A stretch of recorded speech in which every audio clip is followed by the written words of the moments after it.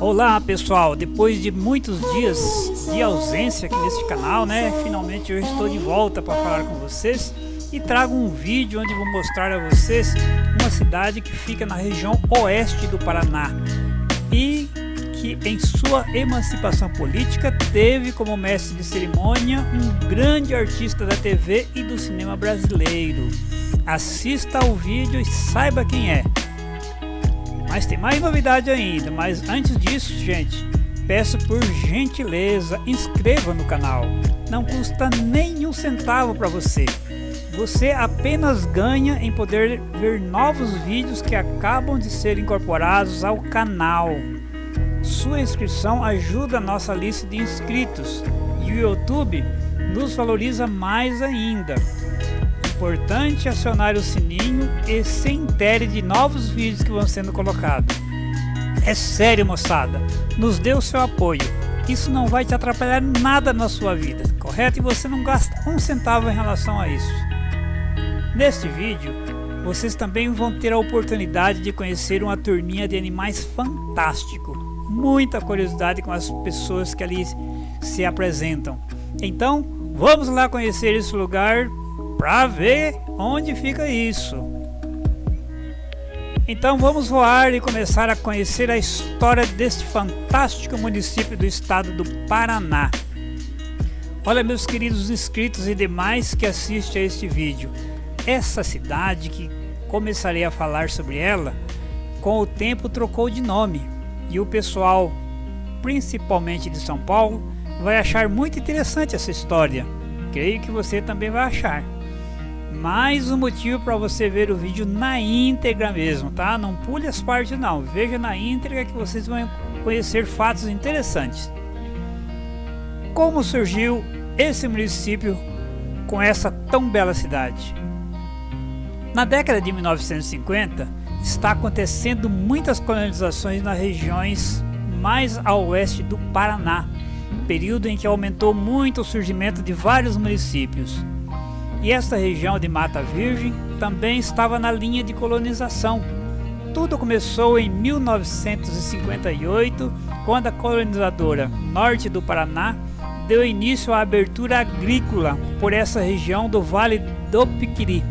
Os depravadores da época embrenharam pelas matas até chegar a um lugar que acharam ser ideal para formar ali um acampamento. No início, nada foi fácil, aliás, ponha dificuldade nisso. Como todo início não havia estradas e a única forma de se seguir adiante era a abertura de trilhas em formas de picada. E por esses caminhos os carros tinham que transitar e o meio de locomoção que suportava essa aventura eram os jipes, que mesmo assim em tempos de muita chuva tornava a missão quase impossível de realizar. Então, pessoal, esse primeiro acesso era muito necessário para possibilitar o transporte de mantimentos e pessoas também, até o local idealizado, e essas picadas continham muitas curvas para desviar das grandes árvores, principalmente aquelas mais adultas. Em função disso, se dava muita volta, pois também tinham que desviar de terrenos mais íngremes e de pontos que dificultavam o primeiro acesso. Em meio a todas essas dificuldades, o local do acampamento foi escolhido. O desafio agora é abrir diversos acessos à região para possibilitar a demarcação de terras e definir o local para a futura sede do município e posterior venda dos terrenos. Por ser uma região de terra vermelha, muito boa para a agricultura, logo despertou muito interesse dos agricultores que vieram em grande quantidade, principalmente os oriundos da região nordeste do Paraná e dos estados de São Paulo, Minas Gerais, além de outros estados brasileiros, formando assim rapidamente um pequeno povoado. Nessa época, o município de Guaíra possuía uma extensão muito grande, e esse povoado que se formava pertencia então a esse município guairense. O grande problema é que Guaíra ficava a 104 km de distância e ter que resolver problemas de documentação, obrigava os primeiros colonos a fazer uma peregrinação até a sede do município, o que demandava muito sacrifício, principalmente pela dificuldade de acesso, já que as estradas ou acesso na época eram totalmente inadequados. Mas essas dificuldades não foram bastante para impedir que o povoado crescesse e formasse uma pequena cidade, digna de passar à categoria de distrito, fato que acabou acontecendo e o local passou a se chamar Tupãssi. Com a demanda populacional que chegava ao distrito era muito grande e devido à dificuldade de deslocamento até Guaíra, nessa mesma época da alteração para distrito, houve também a alteração geográfica do local. Tupãssi acabou passando a pertencer ao município de Toledo. Se Guaíra ficava praticamente 2 dias de viagem, Toledo se fazia com 6 horas. Melhorou muito, não é mesmo? Para ter uma noção, hoje se faz o mesmo trajeto até Toledo com apenas 35 minutos de viagem. Até a cidade de Guaíra, o tempo atual é de 1 hora e 50 minutos. Que coisa, né? As primeiras culturas eram o cultivo do hortelã, que ocupava em torno de 95% dos plantios da época. E por ser uma planta que demandava muita mão de obra, atraíram para o local muitos trabalhadores oriundos das mais diversas regiões do Brasil.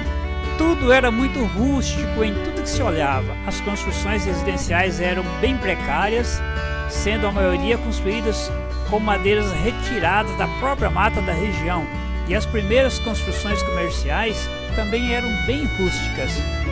Nesse início, não havia nenhum atendimento de serviços públicos como água, energia, transporte, educação, segurança e por aí afora. Mas o distrito era eloquente e sua população aumentava muito e não demorou, as autoridades públicas tiveram que dar um olhar diferenciado a essa empolgante região que já se apontava como o maior produtor de hortelã do Brasil, inclusive sendo considerado realmente campeão na produção do hortelã. Com o passar dos anos, foram abertas novas estradas, facilitando o acesso aos novos lugarejos que iam surgindo, e com acesso também mais fácil às propriedades agrícolas e a novos pequenos povoados que também se formavam naquela região. Não tardou muito, o futuro município já contava com um grande número de escolas espalhadas por onde hoje é o município que levava o nome de Tupãssi. Com a chegada da energia elétrica, muitas coisas mudaram de rumo e o distrito já era considerado uma das maiores cidades da região. Veja bem, da distrito, considerado uma das maiores cidades da região.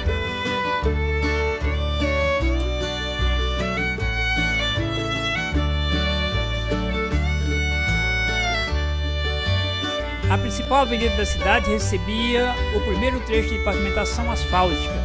Da mesma forma, a principal estrada que dava acesso ao município começou a ser asfaltada e muitas casas e prédios comerciais já eram construídas em alvenaria.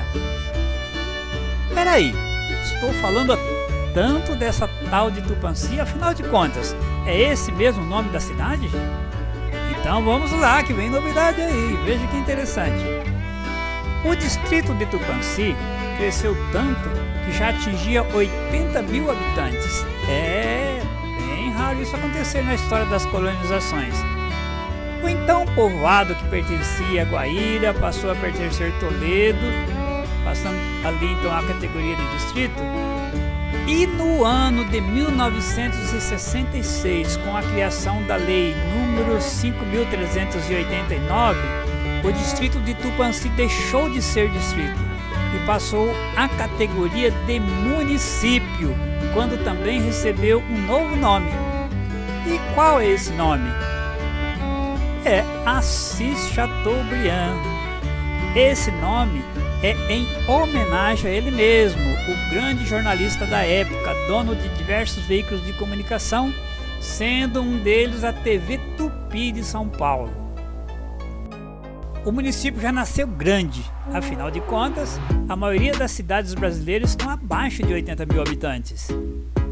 Devido à importância do município e à homenagem prestada na inauguração ou solenidade de criação do município, se fizeram presente muitas autoridades políticas, entre eles o governador do estado do Paraná, Paulo Pimentel, Adísio Figueiredo dos Santos, então diretor-presidente da colonizadora norte do Paraná, Dr. Rude Alvarez, primeiro prefeito do município, entre outros. E olha, gente, o cerimonial da inauguração foi conduzido pelo ator Lima Duarte. Nessa época, o senhor Chateaubriand se encontrava meio desabilitado e com dificuldade de fazer pronunciamentos. E o discurso dele foi lido também pelo então senhor Lima Duarte. Isso, ele mesmo, grande ator do cinema e da TV. A solenidade de inauguração teve como mestre de cerimônia o próprio Lima Duarte. Pessoal, olha só, entre os primeiros proprietários de terra do então recém-município se encontrava Demétrio Toniolo, soldado que lutou na Segunda Grande Guerra Mundial, que no ano de 1959, assim como outros, adquiriram os primeiros lotes de terra, que nessa época ainda era o município de Toledo. Vale a pena observar isso porque, assim como o Sr. Demétrio, um outro pracinha da Força Expedicionária Brasileira também veio morar em Assis Chateaubriand. Trata-se do soldado Valdemar Piccoli. Tanto é que em 2011 foi inaugurada uma praça chamada Praça do Expedicionário, onde aparece o nome dos dois combatentes de guerra. A proposição em homenagem aos expedicionários foi apresentada pelo vice-prefeito Sr. José Costa, que na época ocupou o cargo durante o período em que a prefeita Dalila José de Mello havia se ausentado em função de viagens. A homenagem fez justiça em função de ser dois brasileiros que se juntaram a tantos outros soldados do Brasil e do mundo que expuseram suas vidas para lutar contra o poderoso exército de Hitler, e suas coragens contribuíram para salvar a humanidade dos horrores de um sistema ditatorial que levou à morte de milhões de pessoas, sendo motivo de muita comemoração pelos italianos e também pelo mundo inteiro, né? Hoje o município possui 2 distritos, que são Bragantina e Encantado. Em 2022 a cidade completou 56 anos e se mostra como uma bela cidade, um comércio bem estruturado e grande produtor agrícola, com seu principal produto agro, a soja e o milho. Assis é uma cidade líder na região e está atraindo grandes empresas, sendo uma delas um dos maiores abatedouros suínos do Brasil, que usa uma tecnologia mais avançada, mas mesmo assim irá ocupar uma grande quantidade de mão de obra direta e indireta. Daqui seus produtos serão para consumo interno e também para exportação. Quando ocorreu o censo de 1970, os dados coletados registraram uma população de 112 mil habitantes, sendo uma grande maioria residentes na área rural. Isso é importante vocês observarem. Devido aos mais diversos fatores, principalmente relativos ao clima, também a tecnologia do campo começava a ganhar com a mecanização, a cultura da região sofreu uma guinada, motivando uma grande evasão populacional que se espalharam pelas mais diversas regiões do Brasil. Face a isso, o último censo registrou que Assis Chateaubriand contava com apenas 34 mil habitantes, veja que coisa. Mas tudo indica que hoje o município esteja cruzando já os 40 mil moradores, sendo a absoluta maioria residindo agora no perímetro urbano. Se antes era na área rural, agora no perímetro urbano. O registro histórico mostra que o primeiro mandatário do município no período de 1967 a 1969, por não ter havido eleição para prefeito, a cidade então foi governada pelo interventor nomeado, que é o senhor Manuel de Souza Ramos.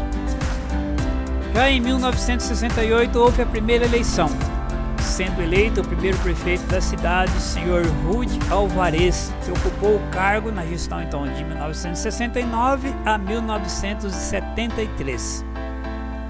O primeiro presidente da Câmara Municipal foi o vereador Masashiro, que, conforme registros obtidos no site da prefeitura, ocupou o cargo de presidente por 4 ocasiões. Pessoal, um fato que acho muitíssimo importante.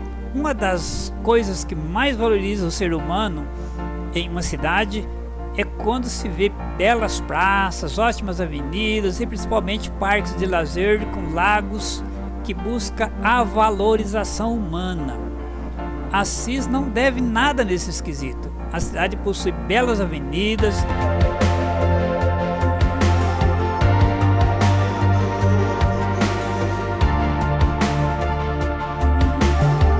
que imagem linda, né? Só por essas imagens já vale um gostei.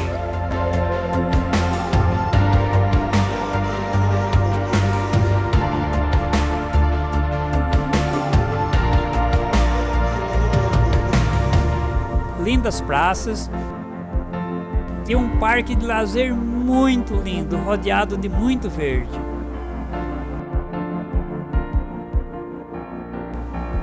Vejo muitas cidades por onde eu passo que não possuem essa estrutura, seja por problemas de muita radicalidade das equipes de proteção ambiental ou pela não iniciativa de seus governantes municipais.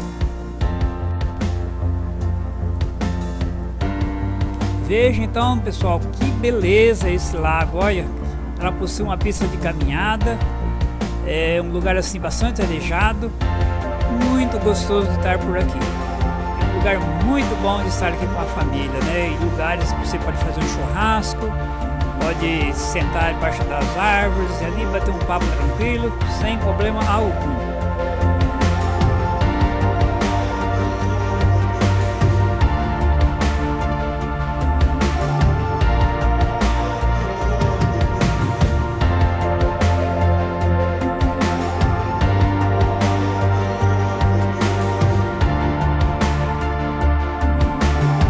Nesse Parque Verde de Assis Chateaubriand há uma grande população de animais tidos como selvagens, mas que nos dias de hoje já estão bem ambientados ao mundo humano, né? E eles vêm até a via de acesso ali ao local, talvez esperando que alguém lance algum tipo ali de alimento. Infelizmente, há sempre aqueles que jogam alimentos a esses animais e eles acabam se acostumando a isso e já não querem mais procurar na mata o alimento necessário, né? Mas fica aqui o registro de como eles ficam à vontade com a presença humana. São umas gracinhas mesmo, né?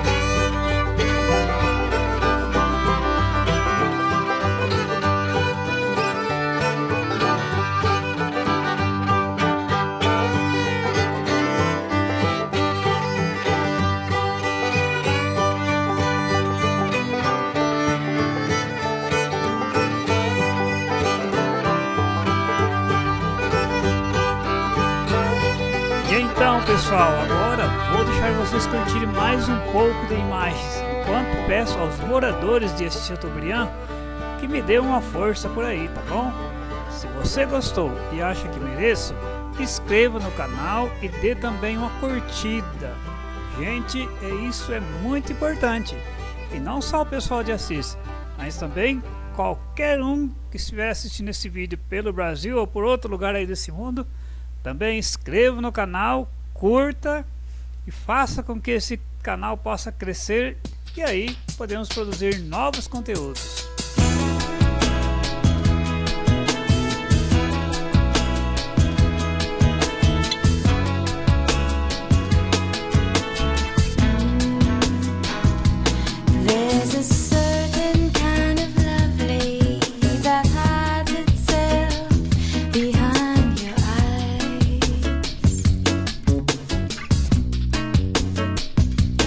And you find a way to melt me in the